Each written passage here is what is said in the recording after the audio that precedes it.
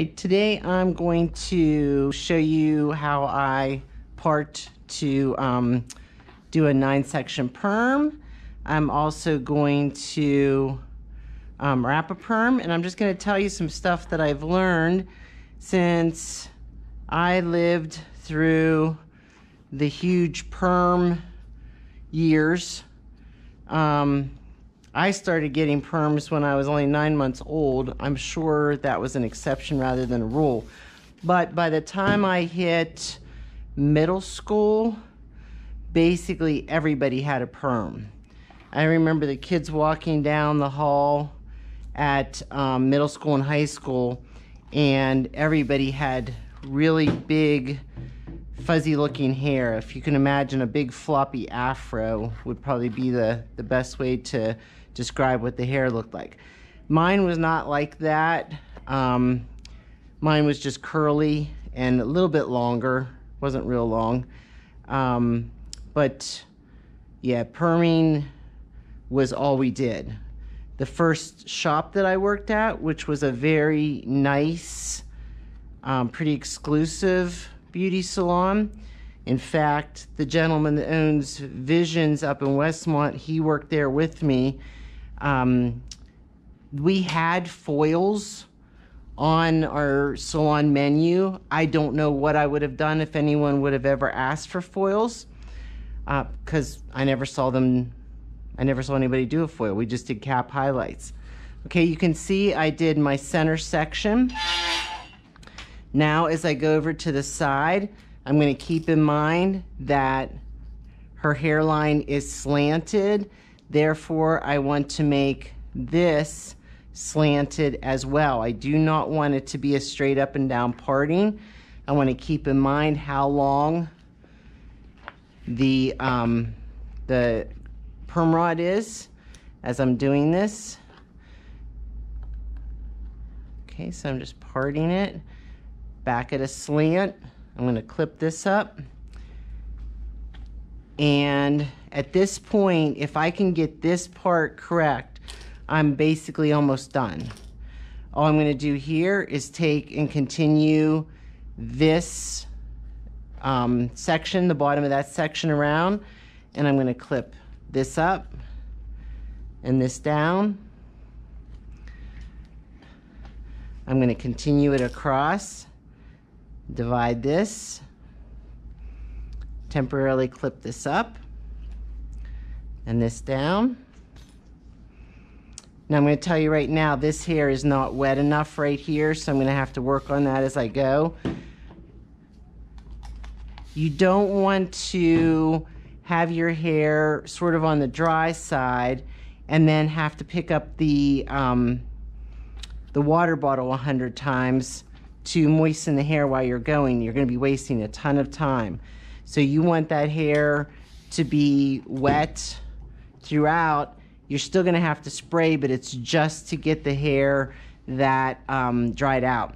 Now if you look at this on the top, I've got this side and this side. I'm going to play connect the dots.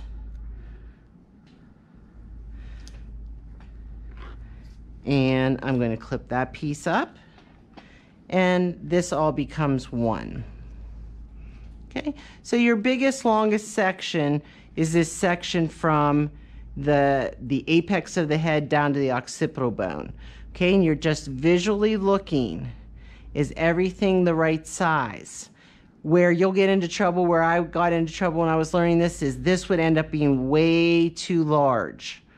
Okay, and generally that's because you part this straight up and down, and you end up with this little point down here and way too much hair here. So remember, always keep that on a slant when you make those. So it's the middle, side, side, connect around the back, and connect the dots on the top. Now, having done that, that's not how I wrap. I still wrap in a 9-section wrap, but I do it without sectioning. Okay, so I sectioned, of course, you know, for 3+ years while I was in beauty school, and maybe even when I got out in the shop. I don't remember when I stopped sectioning.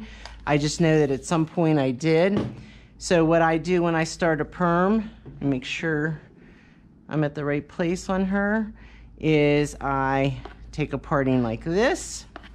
I comb this hair down, and I just part my section like that. I just start. Okay, so when I get out my end wraps, geez, guess what I forgot, guys? I forgot the perm rod. So you're gonna get to see me in this beautiful getup.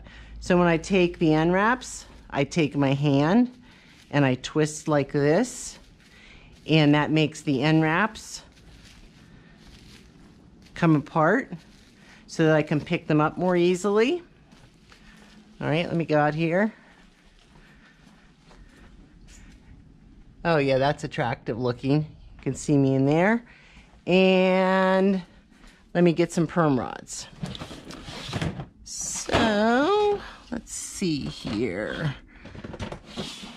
I will take some gray perm rods out there. So I am a right-handed person, so I want everything on my right-hand side. The end wraps and the perm rods. I don't want to have to reach across myself. So I'm just going to sit it like this. I'm going to make sure that my hair is nice and wet, and I'm going to start wrapping. So I'm just going to talk to you while I'm wrapping, because this is what I always liked about perming, was that while I was wrapping, this is when I could be yakking with my client. Make sure you get those ends in. I'm doing a bookend wrap, and you want your pieces small enough that all of your perm rods touch each other. Okay, so I fold it in half, do the bookend. Okay, slide it up so those ends are in. It's wet enough that I don't have to stop and re-wet it. Okay, I've got some popping out. So I'm going to back up and tuck that piece of end paper in there. All right, so, you know, having lived through the 80s and the 90s, being a hairdresser, you know, there just wasn't, color just wasn't the thing.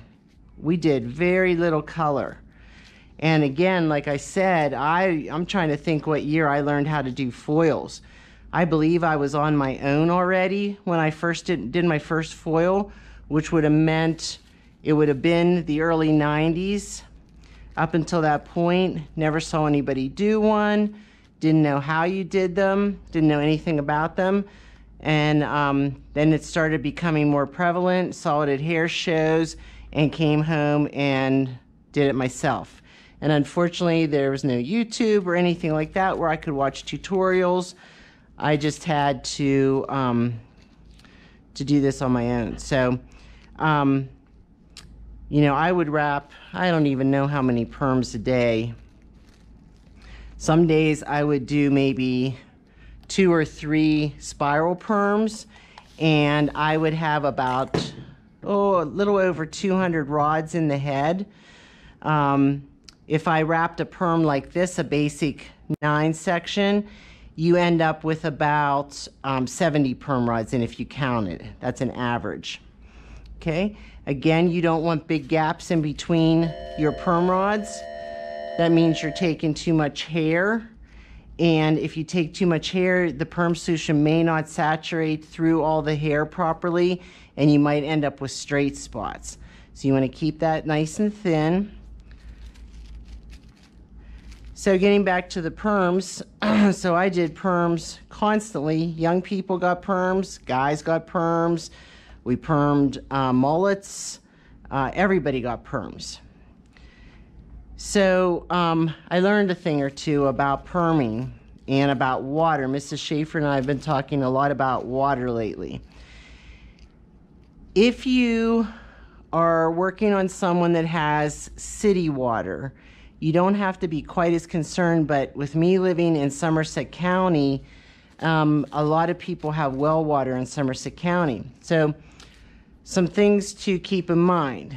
you may squirt the perm solution on and it might turn bright purple. Okay, all that is the perm solution is reacting to the iron that's deposited in the hair. It's not going to affect anything.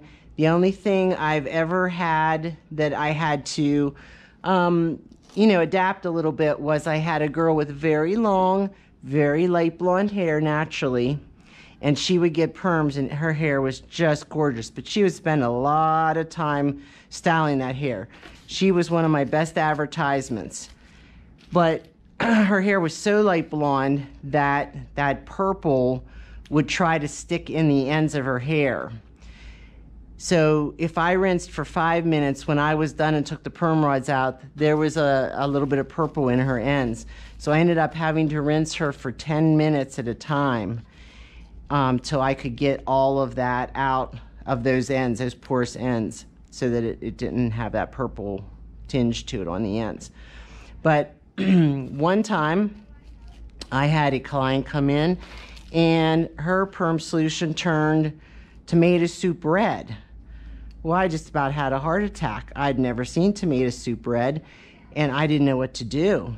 And I called the hotline of the company of the perm I was using, and I said, what do I do? What do I do?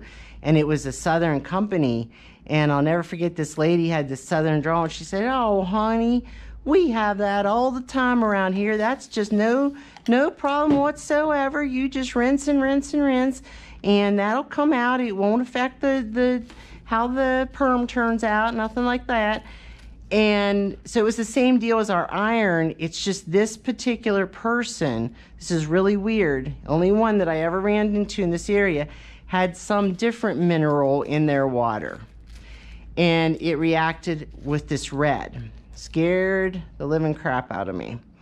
All right, now I get done with that section and I come up here and I make sure that my line continues just like I did before when I was parting it.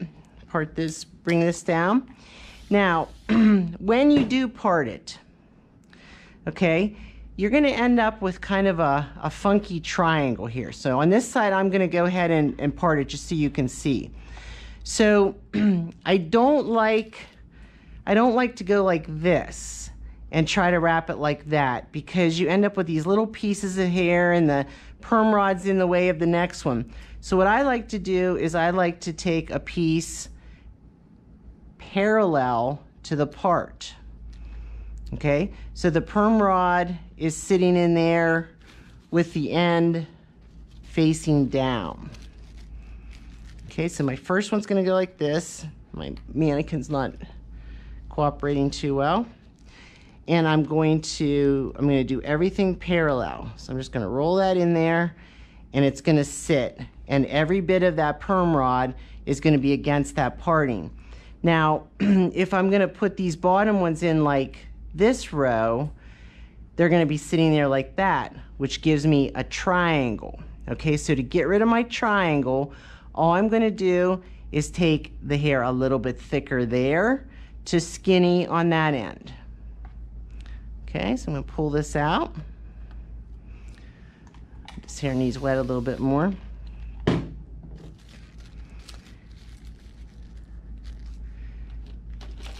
And I'm going to wrap it parallel to my bottom part.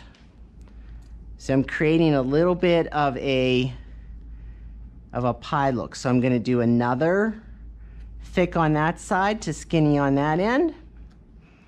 Comb it out. Put this perm rod in here parallel. And now I can pretty much just wrap from there down. I don't need to worry about it. Okay. So I was also telling Mrs. Schaefer that I had a lady came into my shop. She only lived about 4 miles from my house, and she had gotten her hair completely lightened.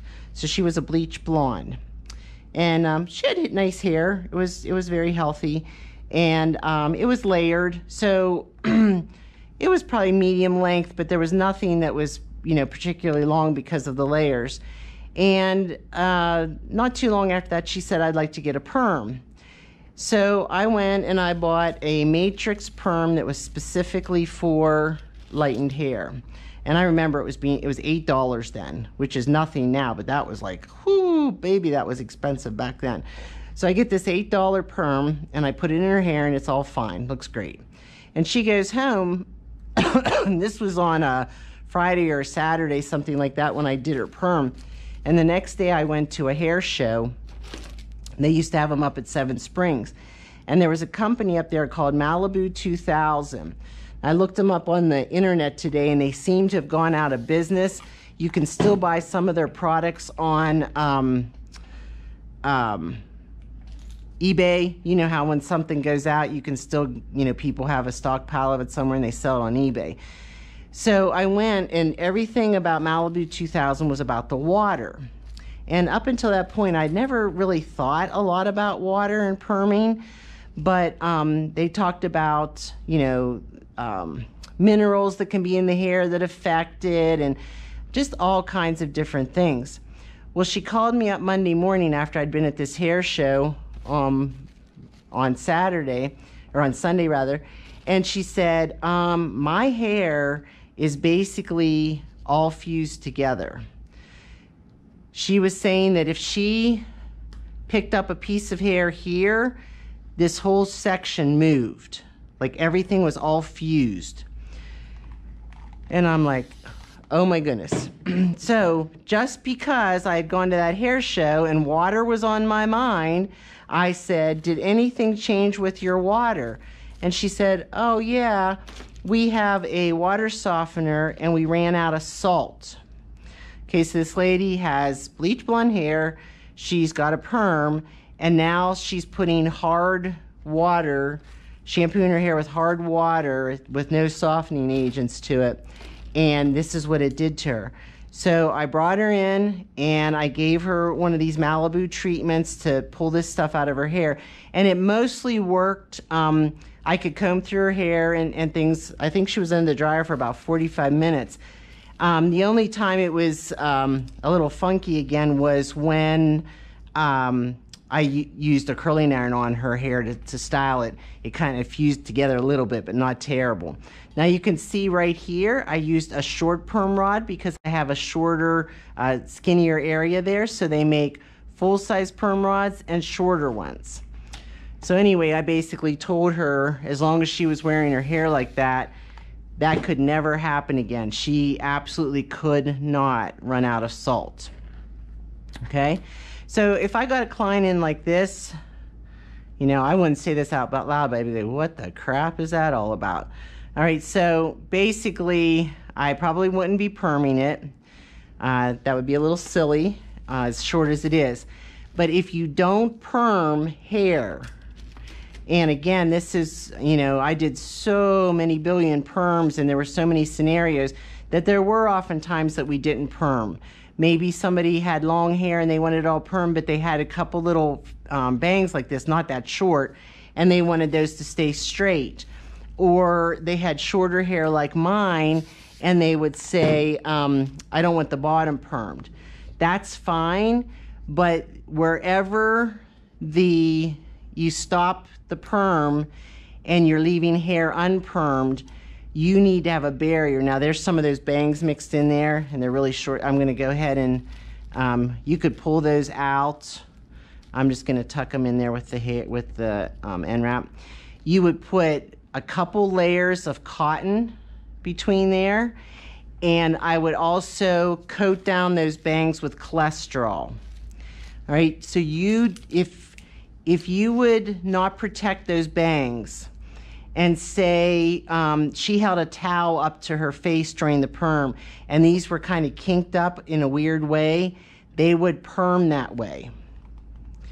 So you have to make sure that if you don't have something in a perm rod, that there's no way that that perm solution can affect it. You're gonna have to get some conditioner, some cholesterol, something like that on it, and do your best to keep any of it even from running on it in the first place. I've seen some bad things like, okay, I don't get the bottom of my hair wrapped and I have a couple pieces, and the towel around my neck pushes it up and over, and it literally perms that way. Okay, so you learn from all the mistakes that you make.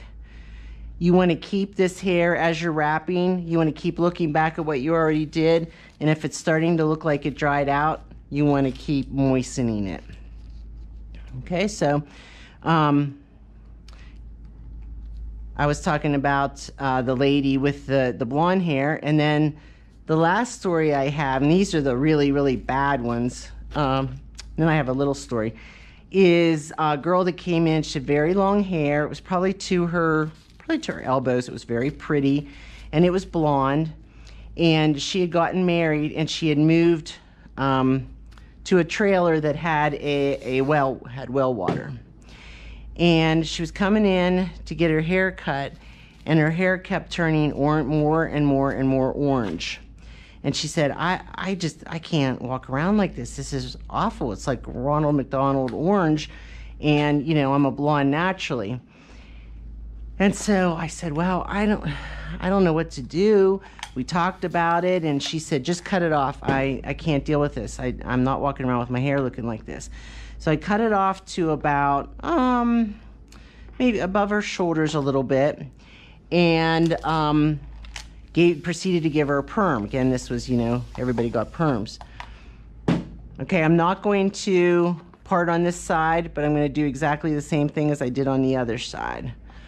All right, so I give her this perm, and as I have her leaning over the sink and I'm rinsing the perm out, I'm watching all the reddish orange that's left in her hair rinse down the sink.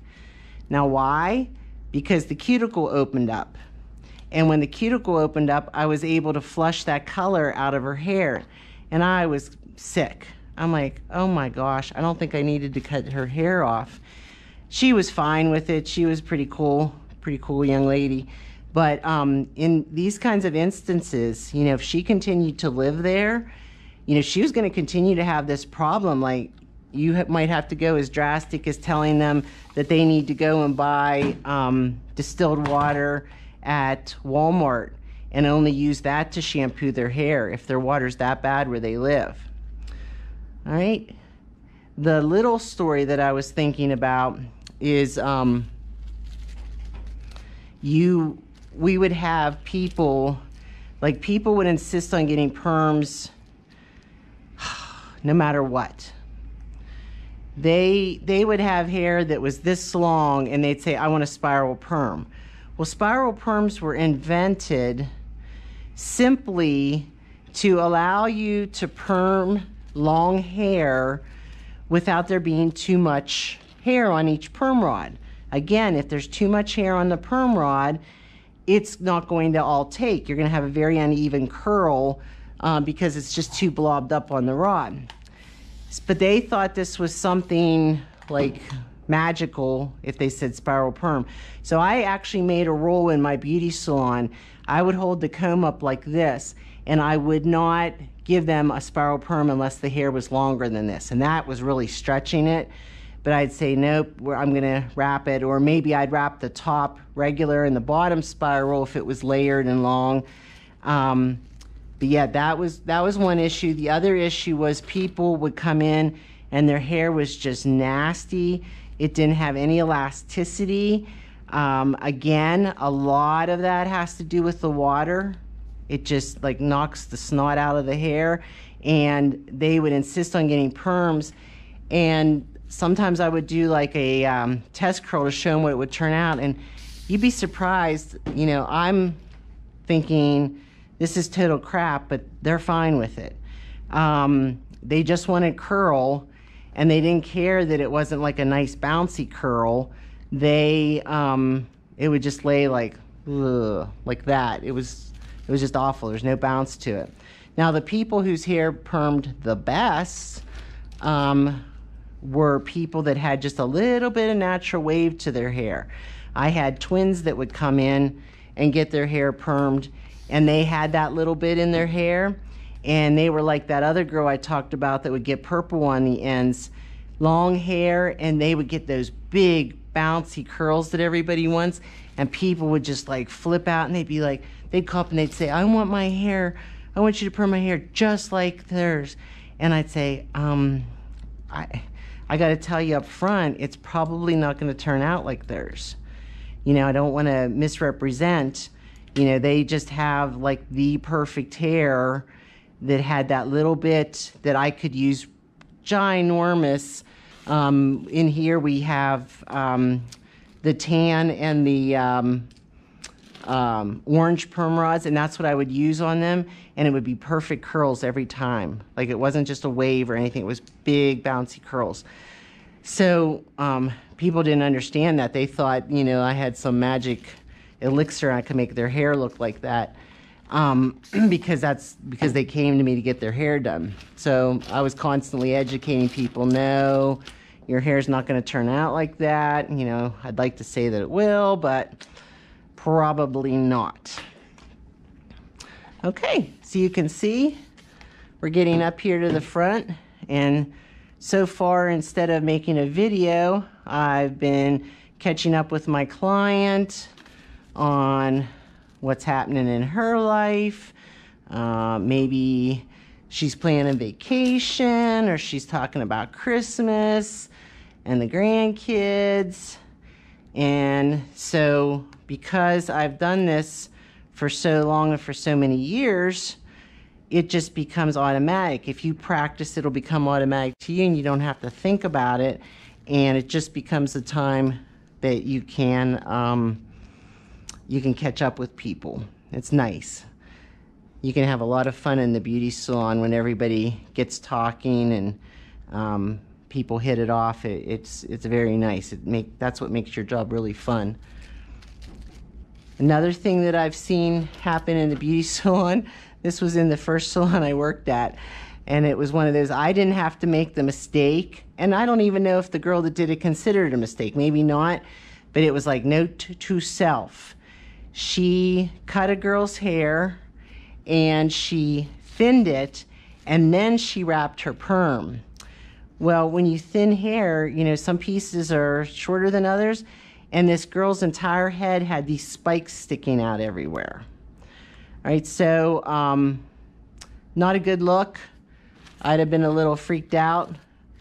Again, maybe she, you know, she never indicated that she thought it was a problem, but I just always thought to myself, okay, remember, if you're going to thin someone's hair, do it after you wrap the perm. You don't have to deal with all those little spikes sticking up.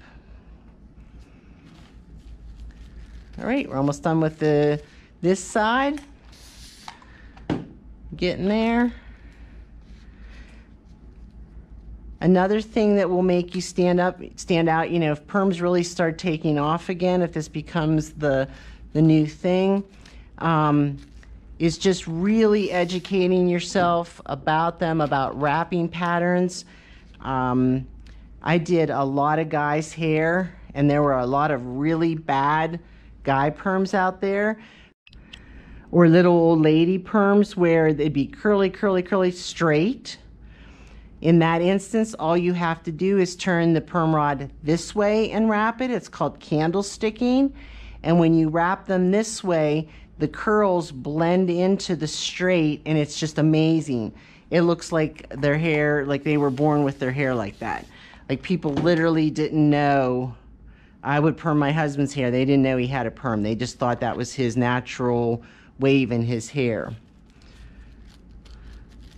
You can also use just about any object that you can think of to wrap hair around and give it some crazy name, and it becomes your signature perm.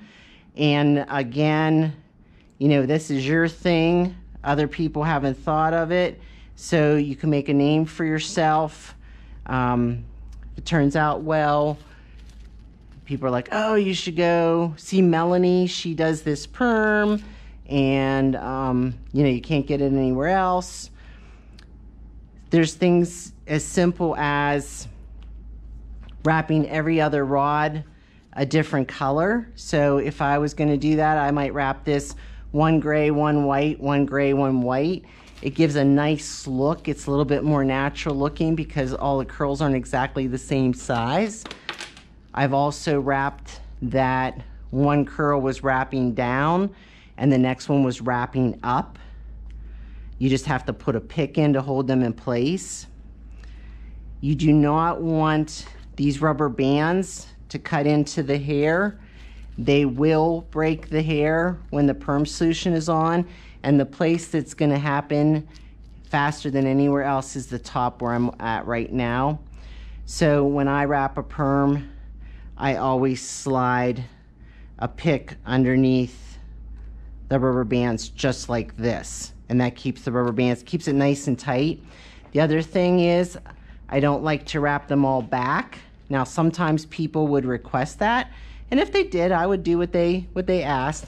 But if you think about a little kid and their hair, you know, moms sometimes get frustrated and bring their little girls in and get all their hair chopped off in the front because the little girl won't keep it in her barrette and it keeps falling in their face.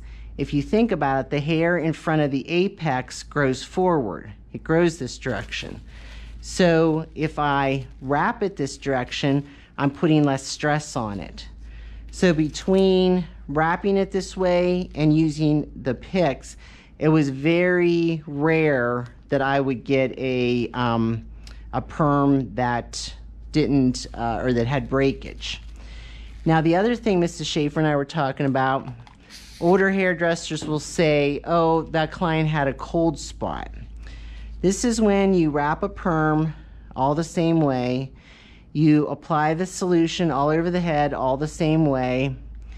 You neutralize it all the same way. You do everything exactly the same, and like 2 or 3 perm rods somewhere on their head just don't take. Okay?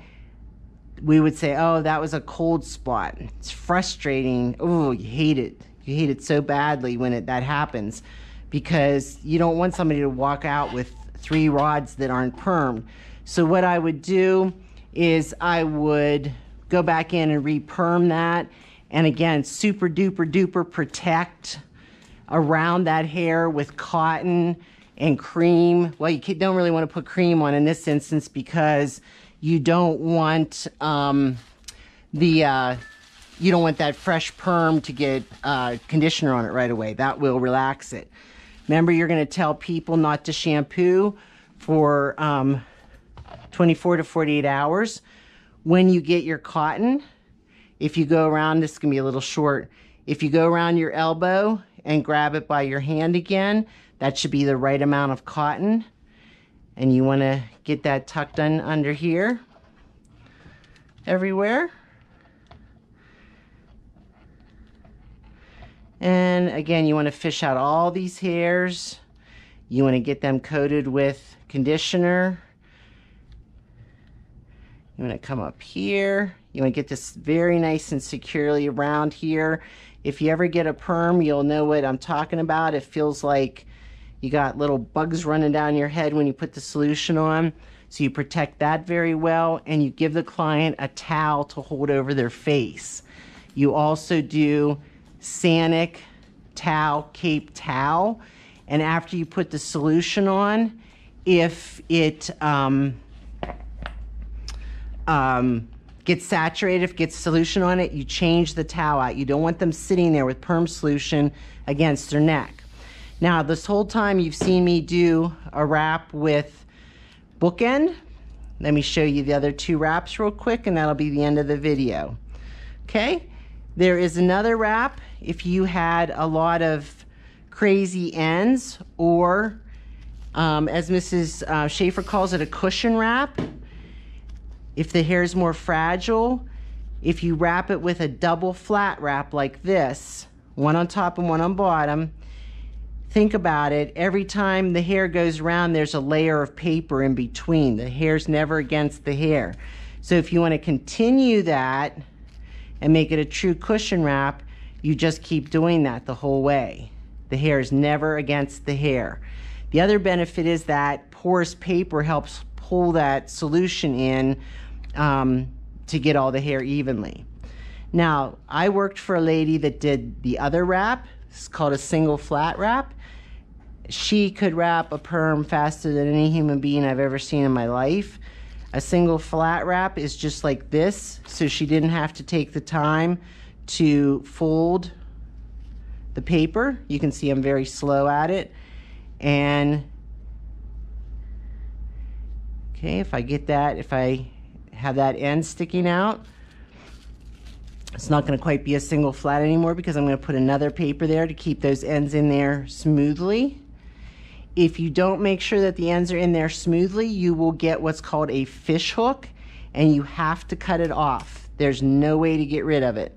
So lady comes in and she says, I want my hair trimmed and I want it permed, and you're like, okay, and you do that, and you don't pay attention when you're wrapping and the ends get kinked in the perm rod, and you're all done, and you pick up the scissors and start snipping your hair, she of course is going to say, why are you cutting my hair again? And you'd have to say, because I didn't wrap it right and I have to cut off the bad ends. All right, I hope you enjoyed this. You can see that wrapping a perm is not that big of a deal. All right, my next video, maybe I will show you a little bit of how to wrap a spiral perm. Okay, thanks a lot. Bye-bye.